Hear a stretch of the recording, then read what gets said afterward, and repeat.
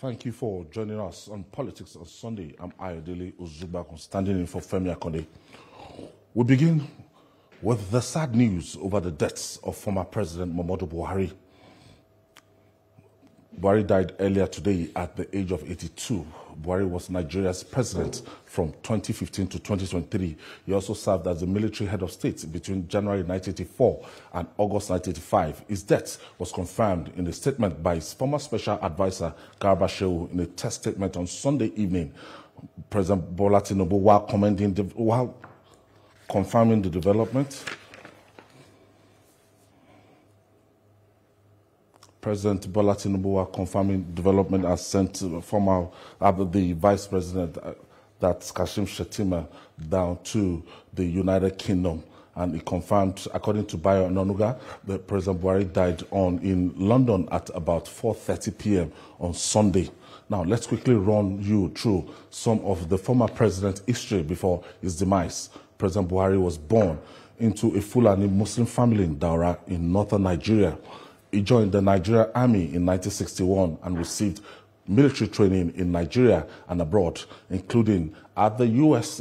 Army War College and at the UK's Mourns Officer Cadet School. He quickly rose through the ranks, playing the key roles in Nigeria's military regimes throughout the 1970s and early 80s.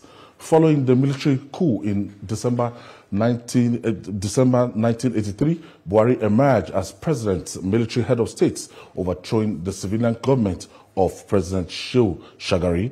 His regime was marked with strict and anti-corruption stance and the introduction of controversial war against indisciplined campaign. However, his government was criticized for human rights violations and suppression of press freedom. He was overthrown in another coup in August 1985, led by General Ibrahim Badamasi Babangida. After retiring from active service, Buhari transitioned into politics. He contested for the 2003, 2007, 2011 under different parties, but was unsuccessful. In 2015, he won the presidential election under the All Progressive Congress, APC, becoming the first opposition candidate in Nigeria's history to defeat a sitting president. He was re-elected in 2019 for his second term and final term. His administration focused on anti-corruption, national security, and economic diversification, especially in agriculture and infrastructure. However, he also faced criticism over worsening insecurity, slow economic growth, inflation, and human rights concerns. Now, let's take a look at his legacies. Buhari's legacies remains mixed. Supporters praise his firm stance on anti-corruption and infrastructure development, while critics point to his administration's handling of security crisis, the economy, and civil liberties. His presidency marked a defining period in Nigeria's Fourth Republic, especially in the consolidation of democratic power transitions. To the post-presidency of the late president, after leaving office in May 2023, Buhari retired to his hometown in Daura, Katsina State, where he has maintained a low public profile, occasionally commenting on national issues. For more on the life and times of former President Muhammadu Buhari, let's bring to the studio, live in the studio, Ayobami Oyilowo, who is live in our studio. And joining us via Zoom is the Gombe State Governor, Inuwa Yaya. Thanks for joining us, Ayobami. It's so unfortunate. It's a very sad news. This was not why I was supposed to come here today. Honestly, we've already prepared that program. I got the news around 5:30 and I'm still crying because he was like a father to many of us who worked for his election in 2015. While some became part of the government, some of us were not in the government, but we were close to the president. And for many of us, we see him like a father figure. And throughout his sickness, I was hoping and praying he will come out of it just like he came out of the one that he went through, but God knows best. As I speak, I'm still in a very sad situation. Sad state. I honestly pray for his family, his wife, his children, and those around him that may God grant them the fortitude to bear the loss. And as a Muslim, I say, like they used to say, Inna lillahi wa inna ilaihi raji'un, that may Allah grant his soul rest and then grant him the good place in Al-Jannah Firdaus. However, we will never forget President Muhammadu Buhari. We call him the General Dogundara. He's a father, he's a very strict man, a Spartan man, a man who embodies the saying, live within your means, live simply. If many people were like Buhari, we will have less reason for stealing, because this is a man who exemplifies the fact that you come with nothing to the world and you go with nothing. Whoever sees grabbing things as a way of life, he lived simply, and we learned a lot from his life, and it's painful. May God rest his soul. We're still getting reaction from Nigerians and people across the world.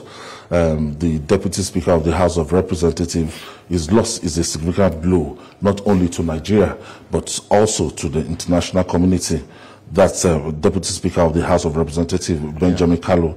And I also have this reaction from the Deputy Senate President, that Senator Jubrin Barao. President Buhari was not just a towering figure in our nation's history, but a man whose life embodied discipline, resilience, and patriotism. I can see that here. Actually, you can't. I will give you time. I can see Ayo can't hold back his tears. It's so unfortunate. So unfortunate. I also have from the former Senate President, Senator David Mack, says his legacies of selfless service is unparalleled. That's the national chairman of the African Democratic Congress, ADC, Senator David Mack, who has lamented over the death of the immediate past President Muhammadu Buhari. Senator Mack stated this, passed away at a critical time when his fatherly advice was most needed to navigate through the murky water of nation's leadership. According to Mack, Nigeria has lost a hero, an uncommon patriot, and a selfless leader who gave all for the good of the nation. Selfless. When you look at the coup of 1983 and the duo, the combination of him and General Diagmo. If you remember, I was a young man at that time. If you remember, the war against indiscipline. Why? Any bus stop in Lagos, you have to queue. Yaba bus stop, you have to queue. Yeah. You have to. They brought some orderliness into the chaotic life that despite the fact that it was a military despot regime, but you know, the sense of orderliness, short administration, but it was with a purpose and goal. I wish they stayed longer in power. Probably we would have gotten a lot of things right. I felt it was unfortunate their administration was cut short, even though people complained. But when they left, we saw what we lost in these two men. They were, they could be harsh as at that time, but probably they were young too. However, there are a lot of things that you look back at today and you wish these two men stayed a bit longer in power. Probably they will have brought in some form of discipline into our life. And you see the chaotic nature that they try to curb is still there with us today. You stay at an ATM machine and somebody just came, he wants to rush to the front. You stay at the bus stop, somebody is pushing. People just don't understand. I was at Heathrow Airport sometimes back, and all of us were maintaining a decent queue. That was some years ago. And the same was, the moment we touched down at Murtala Mohammed, we started pushing ourselves. And I'm like, were these not the same people 6-7 hours ago who were maintaining a queue? So that sense of chaos was something they wanted to curb, but unfortunately we couldn't get it done. It attracted millions of Nigerians in 2014, 2015. I was one because of those that anti-corruption mantra, that somebody that is satisfied is a contented man. Just a home in Kaduna and in Daura. I've been to his bungalow in Daura. In fact, I can do better than that. I've been to that bungalow in Daura. Before we came here that he's a man that embodies the term "live within your means," and if many of us can think that way, probably we'll have less reason for stealing of billions and trillions. I'm telling you, vanity. Because he's now, just look at it. He was a president. He had everything, and today he's gone. Just 2 years after his administration, we look at it, and then you look at it. What is all this? It's just vanity. Why do you want to grab everything? Special assistant on media and publicity, Gabashe, was quoted some days back that that's my former boss. That Buhari is broke. Well, Buhari never had money. He had never had. After serving for 8 years. Because he doesn't take what doesn't belong to him. That is Buhari. At least that is what I can say that I learned from his life. He never takes what does not belong to him. And he was one of the first very public officials that actually declared his assets publicly. Yeah. And looking at what he declared, sometimes we went to Daura with him, and I saw him with that hardcover paper, taking stock and inventory of his cows. I was like, man. Well, if we look at our forefathers, I mean our heroes of democracy and our forefathers in government, when we look at the Tafawa Balewas, the Awolowos, the Akintolas and all sorts, all of them, you realize they were all like that. So Buhari was the one that you say was cut from the old cloth. Many of them died, they had nothing. Look at Tafawa Balewa. Many of them had nothing beyond what they legitimately earned. I don't know when we flipped and we became like this as a people. Even as at 1999, some people still contested, poor men contested, and they won. Exactly. The likes of Lam Adesina, I think the likes of BC Akonde. I remember, Lam Adesina. Yes, BC Akonde. They are different. You see, what I noticed poor men contested. Somebody said something, and I'll take the liberty to mention his name. He's Professor Yemi Osibajo. He never knew he was going to become the vice president. He gathered us, the young people, together then, and he was advising us to go and get involved in politics. I always tell these stories, and that was the birth of that body that became ACT now. But one of the takeaways for me that day when he gathered us in Lagos in the Koyi's office was, he said, many of us didn't trust the military. We don't want you to make the same mistake. Just sit down and write articles and make noise.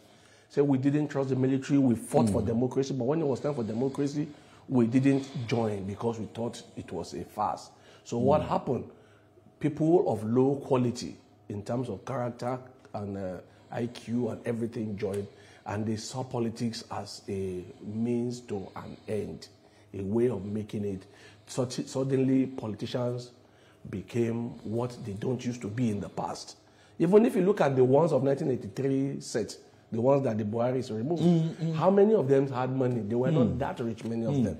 But when you now flip to this 1999, when we came in, after that first set, it became something else. So it's unfortunate. We thank God for the life of Buhari. We can look at that. It is inspiring, and it is something to be studied and learned and passed on to generations, that we can serve the country without taking from the country what does not belong to us. And some update there, that the federal government will accord President Buhari full state honors, befitting of a touring contribution of our country. That's President Bola Tinubu. And he has summoned an emergency Federal Executive Council meeting on Tuesday dedicated to honor of President Muhammadu Buhari. Well deserved. A patriot, a soldier, and a statesman. And when you want to look at his dedication, his resilience, he came in 2003, and he came as a civilian, and a lot of people did not believe in him. But unarguably, he emerged and rose to become the most popular politician alive, unarguably, with the quantum of votes accrued to him since 2003. He keeps having it. The problem was breaking into the south, the spread. Side. They couldn't get the spread. So I think that was where the APC now came in. When the APC was formed, you had people like the current president. He almost gave up after 2011. Yeah, I think he even gave up. I wrote an article then when he and Pastor Tunde Bakare around.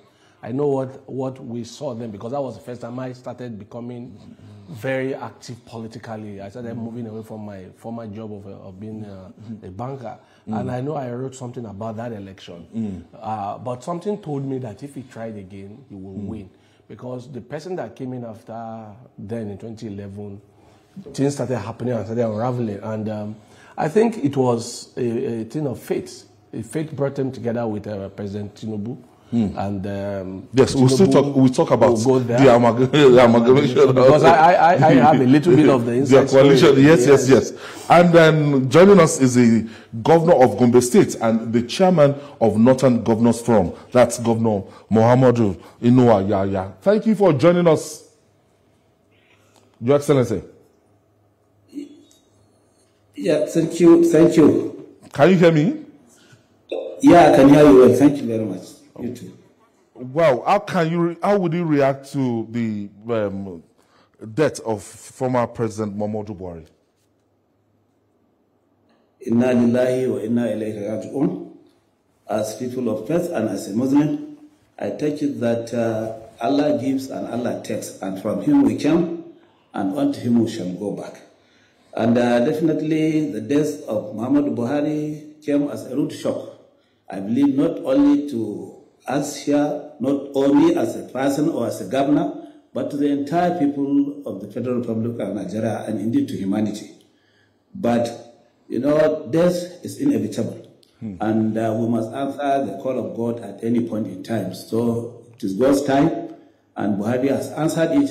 We thank God for all He did in giving us His good life and seeing Him through 82 years.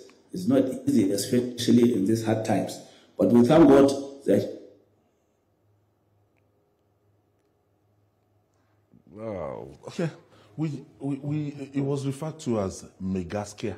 Megaskia. That's the man who tells the truth, a honest man. Honest man. A very honest man. From my association with him, especially during the campaign and after he became president, because all through the 8 years, while I didn't get a government position, like some people would say, we are very close to his administration.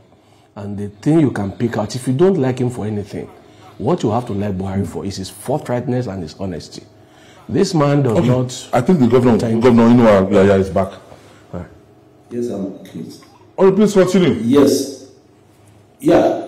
I said it came as a real shock to all of us, but we have to take it as the will of God, and we pray that Allah subhanahu wa ta'ala will rest him in peace and give him al-Jannat al-Firdaus, which is the highest esteem in the paradise.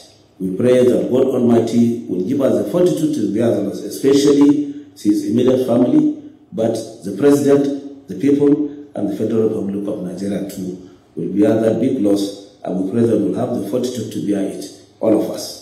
With a personal encounter with President Muhammadu Buhari, late President Muhammadu Buhari, what kind of man will you describe him as?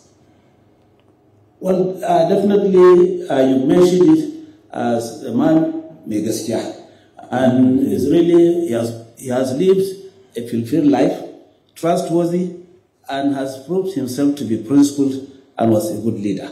So we believe in him because he had shown right from the word go that he had wanted to take Nigeria, from its position that was really lagging behind into a first nation that has people that are really reliable, trustworthy, and creditable in all their dealings and in their deeds. So Buhari lived a fulfilled life, and I believe we've learned a lot from him in a way that we manage and live even after his death. Some people will tell you that Buhari died a poor man. And to you, politicians, some of you, what kind of lesson do you think that is telling us? No, for me, I think he did not die a poor man as such. He died a fulfilled man. He might not have all the riches and the wealth. Yes, that he had the opportunity to amass wealth, that he did not amass wealth. No, he has shown that leadership is not about amassing wealth. Yeah. Leadership is about uplifting humanity and taking people out of poverty and bondage into prosperity and really welfare, or so to say. And it doesn't mean that because he did not, in a way, enrich himself from the public tilt, he did not have the means to live well. So we believe that what he did and fought and lived for was really the best way that any decent human being could live in a place like Nigeria. Let's talk about his popularity, especially in the north. He didn't spend money, you know, oiling political machineries. He did not, you know, he wasn't giving delegate money, but he's just somebody that had this organic popularity, especially in the north. Yes, he did, because people, you know, trusted him and could have really followed him blindfolded without anything, without giving them anything else, because they really believed that he was fighting for their good, and they would follow him. So even today, Nigerians can still follow leaders once they establish that, yes, they are really, you know, really working for them, and they really mean what they are doing. As they are really trustful, and they will implement whatever they want to do in the interest of the nation and in the interest of the people. He was also somebody that, you know, it's what he is somebody that will give you his words, and he's not a liar. If Buhari says something, he will do something, he will do it. Yes, and I think that is what is like buttressing, you know, the reason that I mentioned to you, that people follow him because they trust him. And trust normally goes to, you know, credible leaders. He was a credible person, and he was a decent person and a principled person, you know, that was straight all the time. So people believed whatever he said, and they would have followed him to any length as long as he indicated interest and he has shown the way that that was the way to go. That was how he was. Looking at his determination, his courage, after 2003, 2007, 2011, and the crisis after, that somebody after feeling thrice, that can still match up the candor to say, 2015, I will still go. And he went to 2015, and he got it right. It was like fulfilling a lifetime ambition. Well, that is to tell you that if you set your face on, or your heart on doing something, if you don't give up, you might get it. And if you don't get it, you will learn. Fortunately, he learned, but fortunately, he also got it. I think he learned from the merger that failed in 2011. Okay. Ayo, we are going to continue. Let's just join Governor Inuwa back. That's Gombe State Governor and Chairman of the Governors, the Northern Governors Forum, Governor Muhammadu Inuwa Yaya. Thank you for staying with us. Now, looking at, I was asking Ayo about his resilience. He contested in 2003, 2007, 2011, and he still gave it a shot in 2015 to become the president. What does that say? It says about the resilience and determination of the person, late Muhammadu Buhari. Well, that showed that he, you know, believed in Nigeria. He didn't believe that even in those series of contests that he did, it was really the people that failed him. It was the system. And he stood his ground, and he has proved to all of us that, you know, if you are determined and you are resilient and you are committed, success will come your way. And that is the spirit in which Nigeria, you know, all Nigerians should continue to see life. You know, we shouldn't lose hope. We should continue to struggle, and we should believe in what we are fighting for. In the events that we do the needful, Allah will answer our prayers and give us the good Republic of Nigeria that we are all yearning and aspiring for. So ultimately, what will Nigerians remember this man for? I believe Nigerians will remember him for discipline, commitment, hard work, resilience, and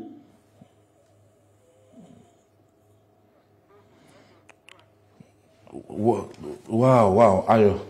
We were talking about his resilience. We're talking about that, you know. Never say never spirit. Yeah. Yes.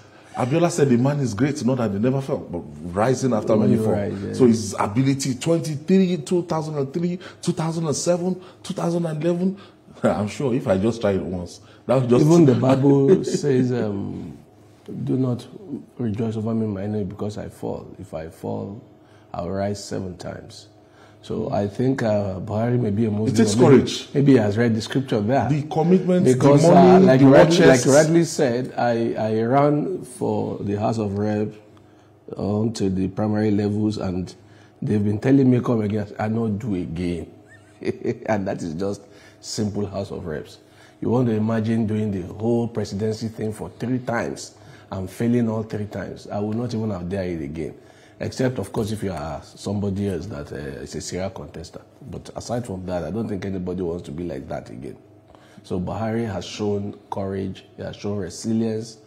We will miss him. And like you asked the question, how will he be remembered? But former vice president is also showing that same courage. And that's why I say a serial contester. That's why I used serial contester. You tend to criticize him, but hail Buhari. Well, I will explain something for you. All right. The difference between them is this. Okay. Governor Muhammadu Noah is back. Okay. You see, you are interrupting my chair. I will have explained the difference. I'll come back to you. Your Excellency, at the end of the day, yes, at the end of the day, a lot of people we associate Buhari with the downtrodden, the talakawas, the people, the poor. You know, that's his policies and everything. He tried as much as possible. You know, Nigeria is a very difficult country. He might not get 100%, but he did his best. How would you describe his administration between 2015 to 2023? 2015, 2023 was a civilian dispensation.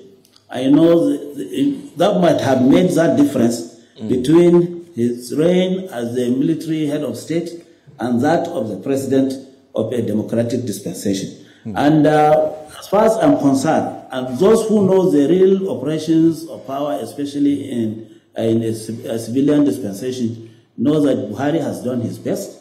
He did all he could in order to see that at least he made Nigeria better than he found it.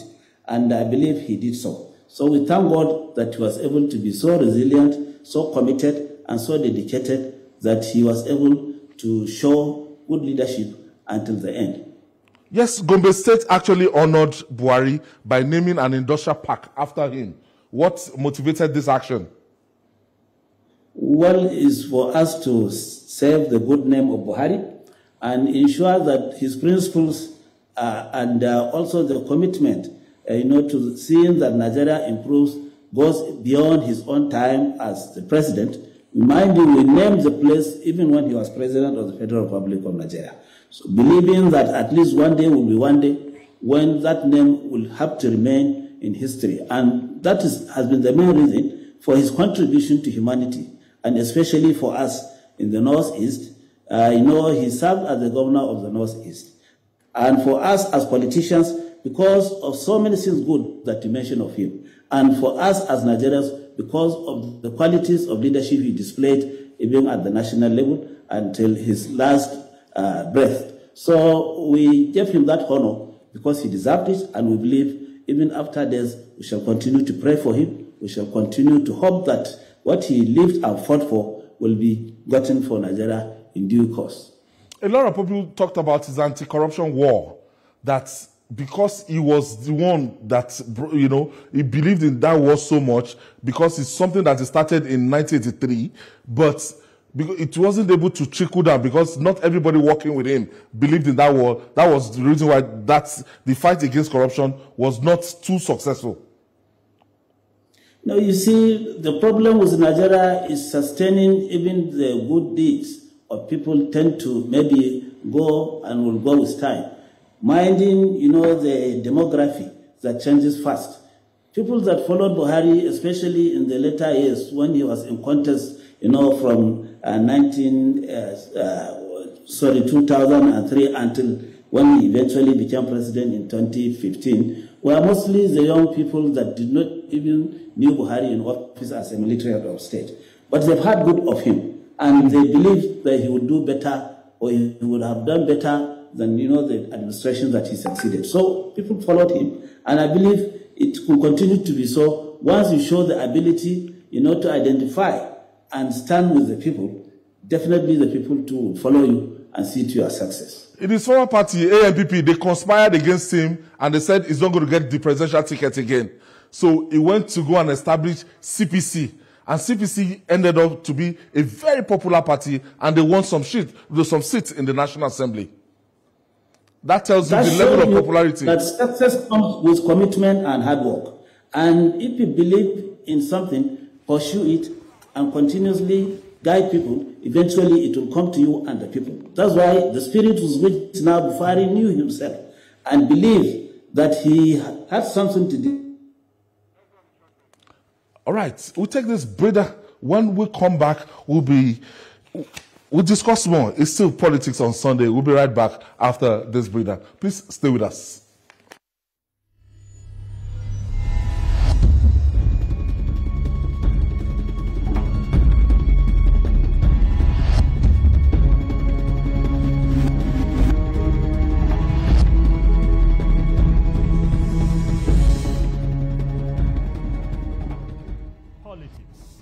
Accountability on fireworks. No seat is too high, no question too hard.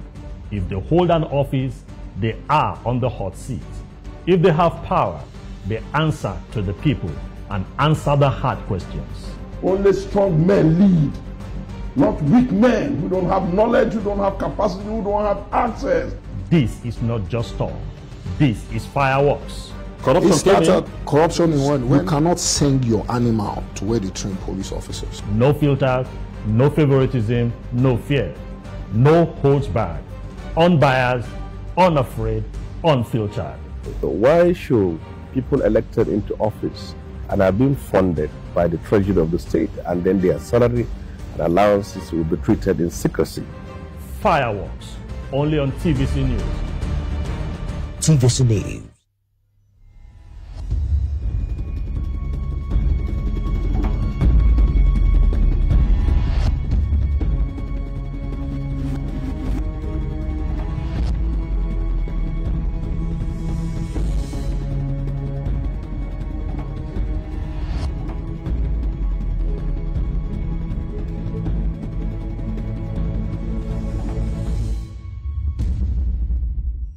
Thank you for staying with us. It's Politics on Sunday, and we're extending Politics on Sunday in honor of late President Muhammadu Buhari. I still have in the studio Ayo Ilo and the governor of Gombe State, that's Governor Inuwa Yaya. Thank you for staying with us. We're talking about his popularity and the establishment of CPC.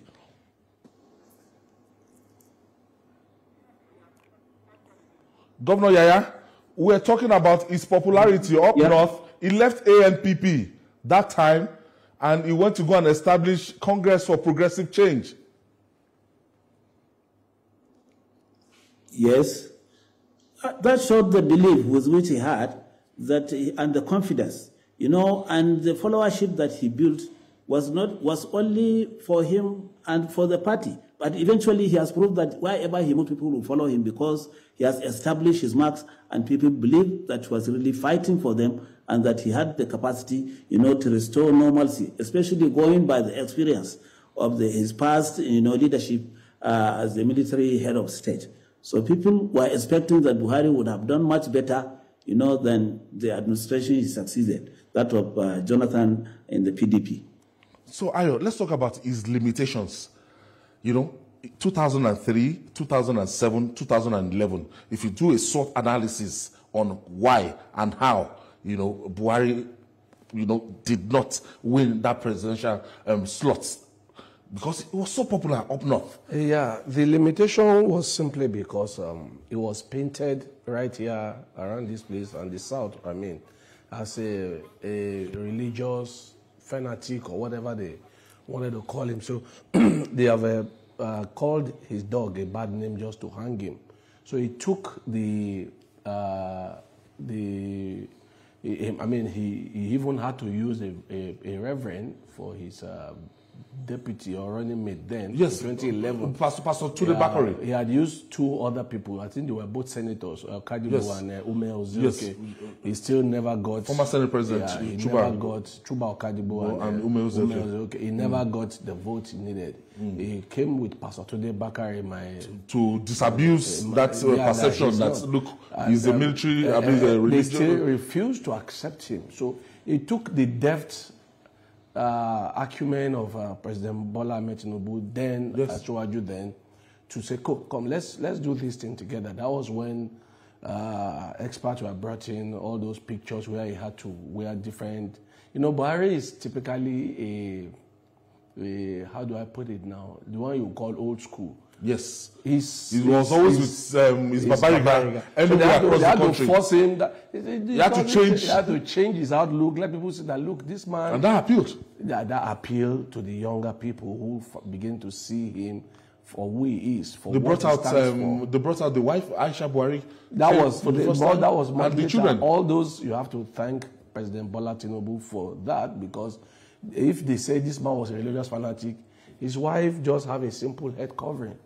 His children, his daughters, had simple head covering. So it was clear that the name they called him, the picture they tried to paint of him before then was not realistic. It was just deliberately painted. I mean, they say call the dog a bad name to hang him. They made him look like such a terrible fanatic that we don't want anything to do with him here. But it took some people to think out of the box, and I always call Bola Tinubu as one of those people who, because I was working in the, I worked briefly with Sunday Diary then in the Tinubu Media House, so I know what went down there. I also was very close to my elder brother, Nasir El-Rufai, who acted as a go-between between Bola Tinubu then and the General Buhari when the merger was still in infancy. So people who didn't know this may say whatever they want to say, but it took these two men to come together and say, look, you may have this 12 million vote, but you will never get the spread you needed. The spread was what Tinubu provided. We'll still come back to 2015, but we have to allow the governor of Gombe State, that's Governor Uno. Now, finally, what will you tell Nigerians about this man and his legacies? Well, for all of us, the people of Nigeria, I really sympathize and I commiserate with, first of all, the President of the Federal Republic of Nigeria, President Bola Ahmed Tinubu, for losing such a comrade and a first leader who has been his ally for quite a while. And also to his immediate family and the people of Katsina State and the wider people of Nigeria. We've lost a big personality, somebody that has been very touring and influential in our all living, conditions. And but for us, we must fight, to make sure that we sustain the legacies he left behind. And we pray that Allah subhanahu wa ta'ala will rest him in peace and will give him al-Jannat al-Firdaus, as a reward for what he did to the people and for service to humanity. I want to thank you so much, the Governor of Gombe State and the Chairman of Northern Governors Forum, that is Governor Muhammadu. Thank you so much for coming on Politics on Sunday. Thank you. Thank you. Yeah. All right. Now, we now came to 2015, and if you remember the Teslim Balogun Stadium. I was there. Well, I covered it for 48 hours. I worked under the committee of my elder brother again. I mean, it was the chairman of the convention committee. Now, looking at the heavyweights, the people that Muhammadu Buhari stood against, the Atiku Abubakars of this world, the Rabi Musa Kwakwanso of this world, they were all there. And it was a night that's very unpredictable. I can't say many of the things I saw because I'm not sure I'm allowed to. However, I know what I saw. What's his name? Egghead was the one who is in charge, because most time anything Governor Fayemi does, Egghead is his closest person. So I worked closely with Egghead, then we were the one who registered the delegates. And I know what some of us were offered to sell those delegate tags. But I will not do that because I was not coming from the bank. In fact, I didn't know how politicians behave. I came with my banker's mentality. And it took a lot of maneuvering to make sure that delegates were not corrupted. First of all, bringing that was the biggest word that many people don't understand. Balogun Stadium. If it was not held in Lagos, Bola Tinubu would not have the control he wanted to exert. He knew if it wasn't done in Lagos, Buhari will never become the candidate. That was clear. So for those people saying that, for people who say what they don't know, people I'll say this. People just talk. Most of these people were saying, ask them what was their own contribution, apart from running around and pretending to be involved. What was their contribution financially? Bola Tinubu dropped two planes for the president, then presidential candidate, and the vice presidential candidate then to move around the country. What was their contribution? If Tinubu did not bring the convention to Lagos, fought tooth and nail to ensure that convention held in Lagos, I can assure you without equivocation, we would never have had a Buhari presidency because he didn't have the money. I remember his speech. I still have that speech in the back of my hand. I don't have $1. I have money. I don't have $1 to give you. But even if I have, Nigeria is not for sale. Remember? I remember. I was there. I, you know, when they were counting the result, I was standing on my feet and I was sleeping. I'm sure it's part of what eventually ended me becoming the deputy director of media and publicity behind Garba Shehu during the campaign. That must have been what led to that. Because I was there, not as a rich man who had anything, but I participated as a member of the party.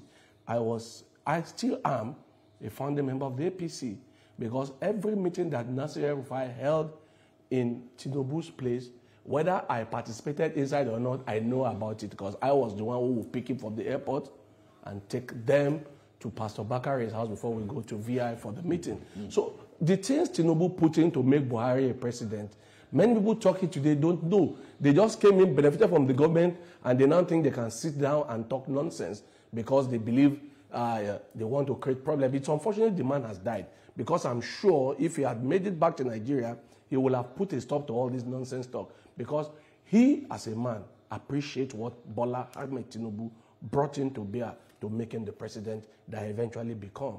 I mean, he became for 2 terms. I mean, for the first time, he wouldn't have won.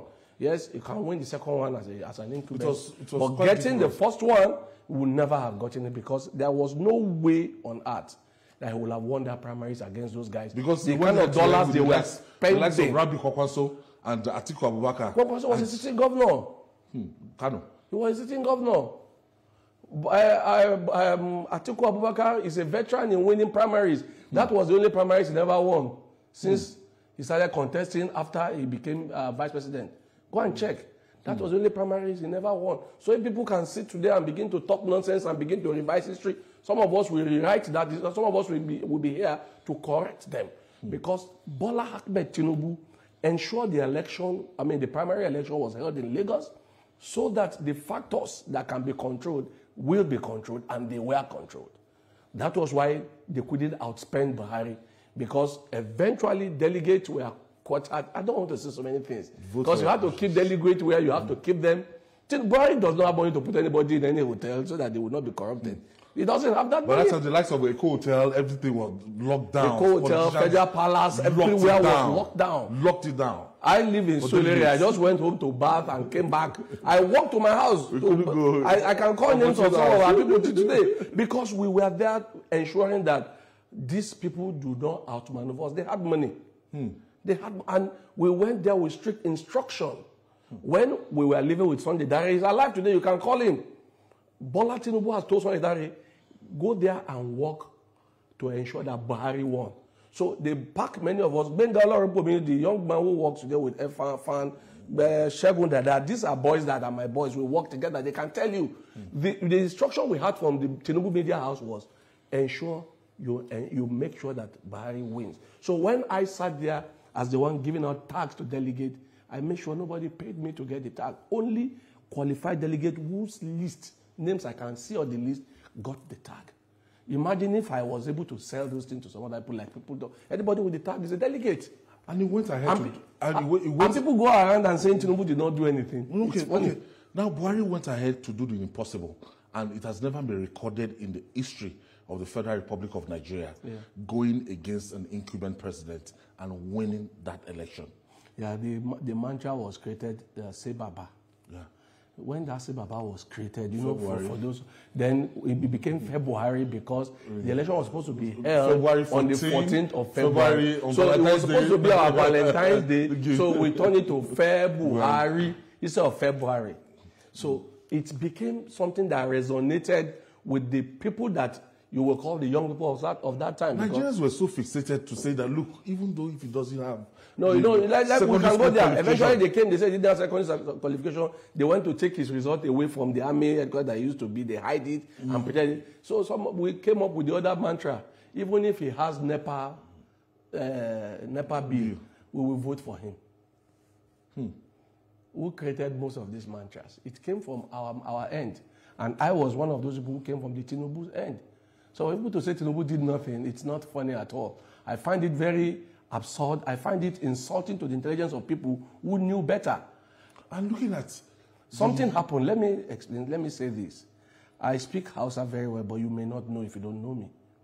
I was walking behind two people. I won't mention their name today because they are still active. And they were speaking in Hausa that, why is Tinubu working so hard for this guy? That, well, we hope that they will have issue and then he would betray him. I was right there. We were going back to the ground. They were coming from their hotel. I was listening. Of course, as a Yoruba boy, everybody expected me not to understand Hausa, but I was actually born in Kano. And I heard this clearly. They knew that Tinubu, the question they were asking, they said, why is he doing this for Buhari? Buhari will show him Shege. That was what they said.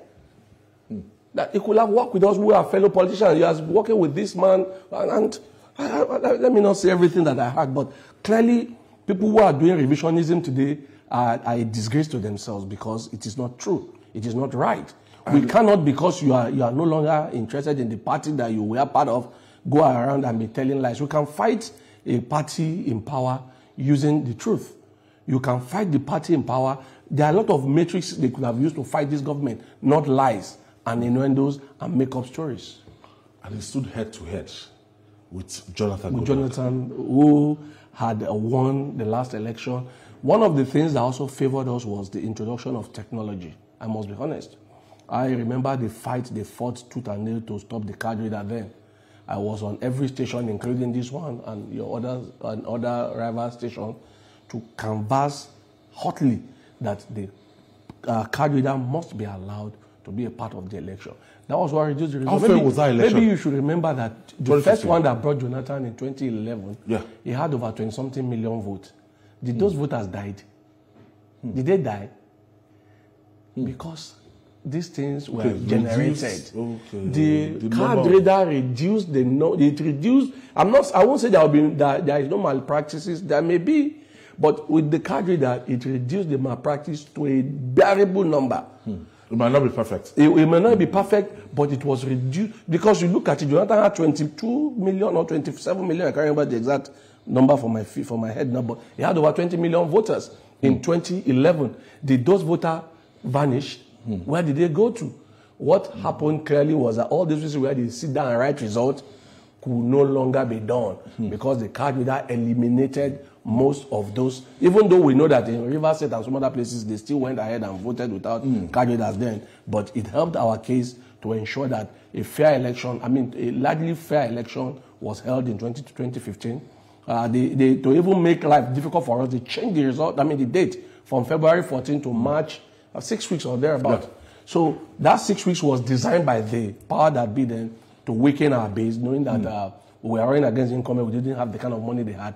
So their belief was that we'll become broke along the way and we won't be able to match them strike by strike. So what we did was, Gerba Shehu instructed, I worked with some people, I won't mention many names. So we worked together and then we made social media our forte. So we were able to fight on social media when we could not contest on the TV and the newspaper. We made social media the home to push the candidature of President Muhammadu Buhari. All right, we're still getting more reactions to the death of former President Muhammadu Buhari.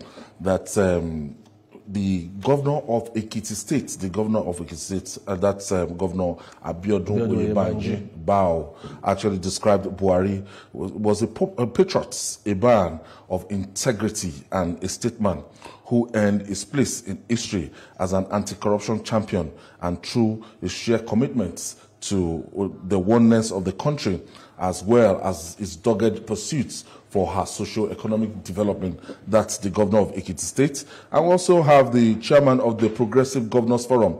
That's Governor Hope Uzodinma. Governor Hope Uzodinma is the governor of Imo State.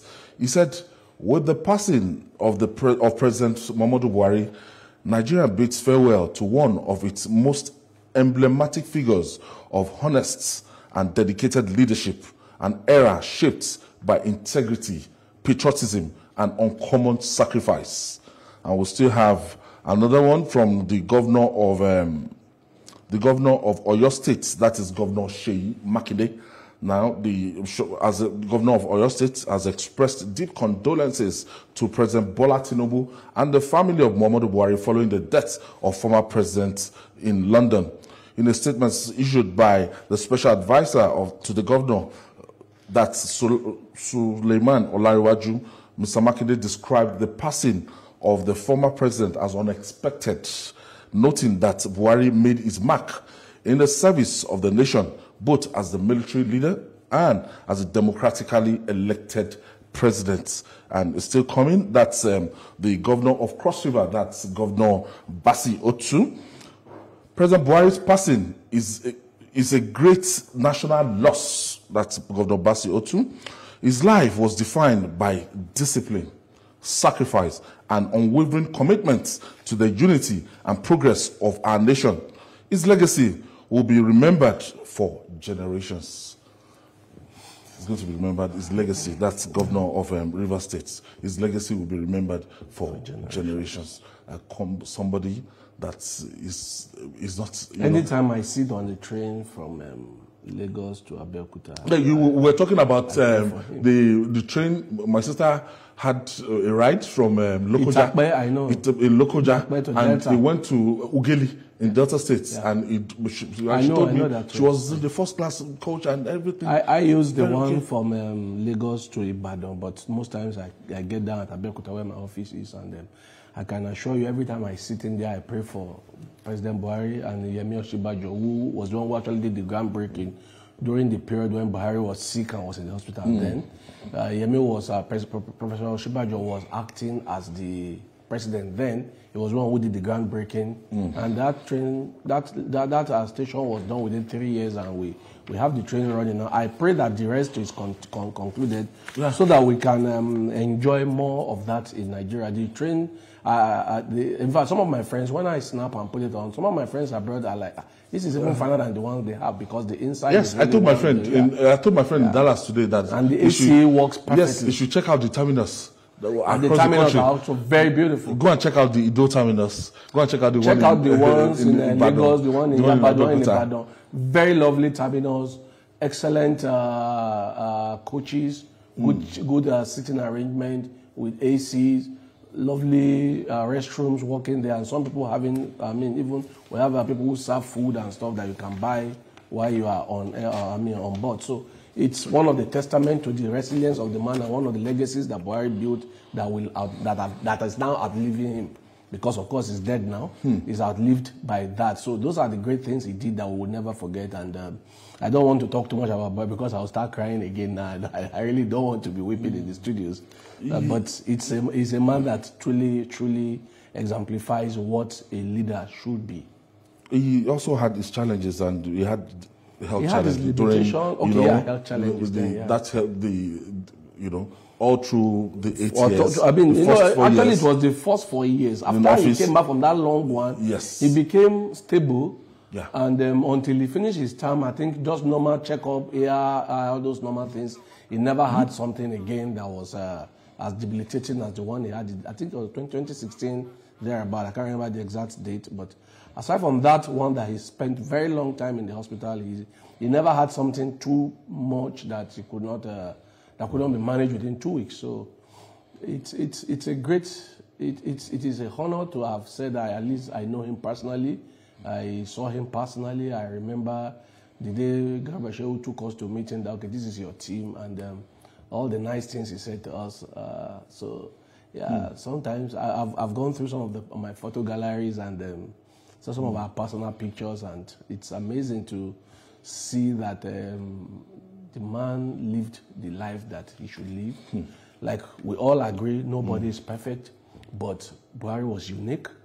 Buhari did his best, and the rest people that are left should just carry on and continue to do their Former best. presidential spokesman Ajurin Gilale is also talking about President Muhammadu Buhari. I just read this speech. Ajurin just said was my first that President Muhammadu Buhari, GCFR, was my first boss in public service, blessed with grace and unvarnished dignity. He's a man who, without exception, always did what he believed was right in every situation. He was an honest man of consistent simplicity, Spartan discipline, and dogged dedication to the lifelong principles that guided his services as a decorated officer, military officer. And when you begin, we could go on and on, Ayo. You could go on and on, but some people may never like him, but some of us, till I leave this world, he will always be my hero. He will always be someone that I respect. Like I used to make a joke that I have 3 fathers. My father, Muhammadu, Buhari, and Arsene Wenger. Okay. Those 3 men, I don't know who I can choose. I want to thank you for your contribution. Thank you very much, Ayo, for having me. Change this topic, but this is a breaking news, and we have to deal with it. Thank you. I know this is not why I came here, but it's a worthy man to speak about. So I'm proud to thank the governor of Gombe State too, Governor Inu Ayaya. Thank you so much, His Excellency, for your contribution. And that's our offering today. Join us next week for another episode of the program. You can watch the repeat broadcast tonight and check us out on YouTube. I'm Ayodele Osubaku. Bye for now, and God bless Nigeria.